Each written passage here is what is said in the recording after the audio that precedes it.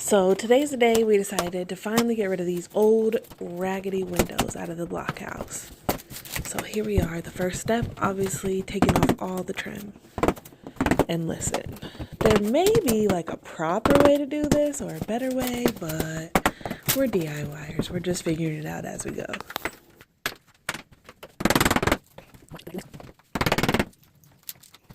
These windows were not original to the house. There were some other ones on the other side that we already took out, but these ones were replaced at some time. I have no idea when, but at some point, probably in like the 80s.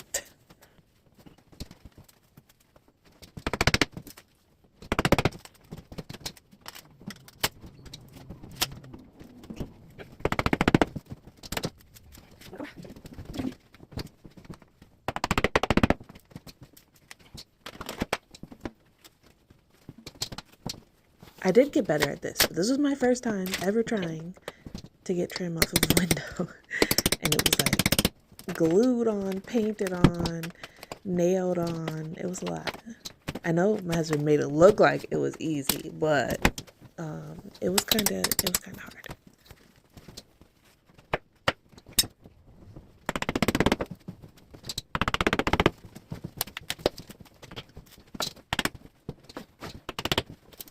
This is also literally just a screwdriver and a hammer, so later on we find our crowbars, and that actually helps a lot better.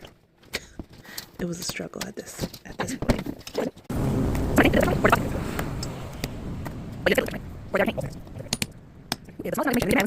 Asthma? Yeah. A work-induced something. I think you got work-induced attitude.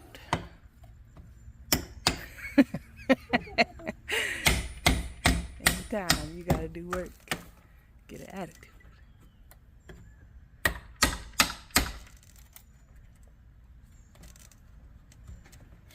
You got work-induced autism. And you have to do work. Become autistic. How about that?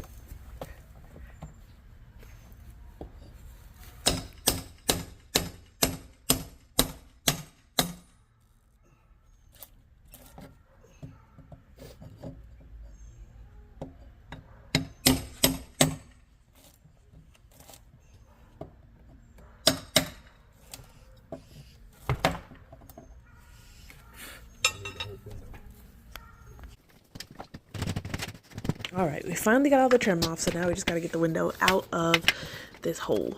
There's a bunch of like little nails and stuff that we gotta move out of the way before we can push it out.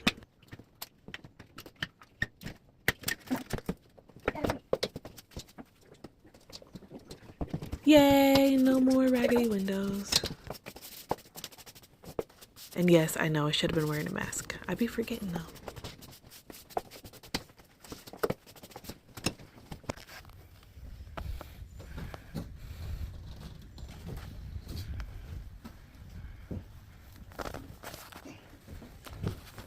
So the rest of this wood stays, right?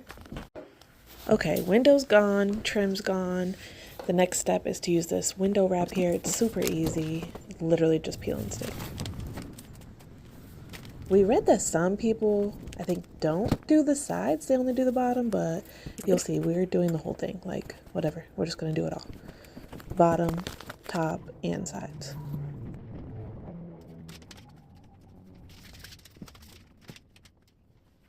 I need to Google what it's actually for. I'm assuming it's a moisture barrier, but what do I know?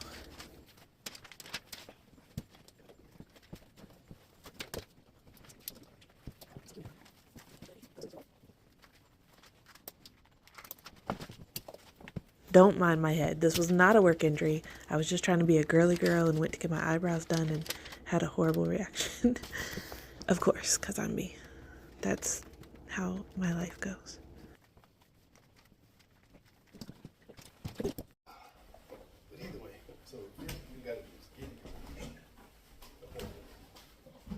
Yay, new window.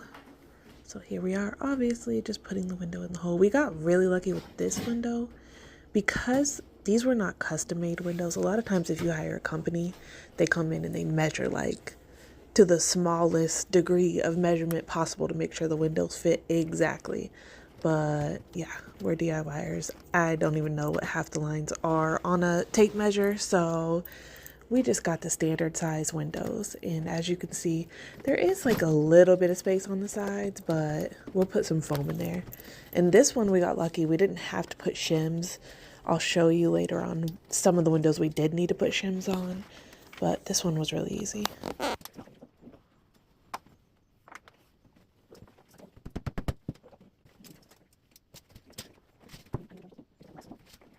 Now we're just measuring to make sure that the window's even, like the same distance from the ledge on all the sides on the bottom. And then it's literally just 4 screws and that's it. I couldn't believe how easy this was.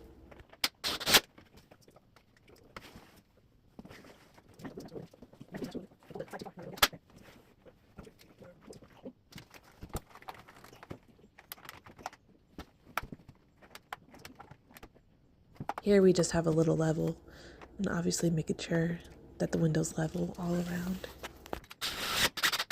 It really helps to have these windows that open from the top and the bottom. I feel like that's how a lot of the windows are these days, and it's so helpful. My first window ever, yay! It used to look like this, now it looks like this. So much better. And then here is my helper putting on the window foam, and you have to get specifically window foam. I did learn that you can't just use any kind of crack filler because other crack fillers I guess will be too hard and might break the window. Oh, here's the shims that we had to use in this window. There was more space, so we just needed something for the screws to go into, and we had to use longer screws as well when you use the shims. But yay, new windows, we did it.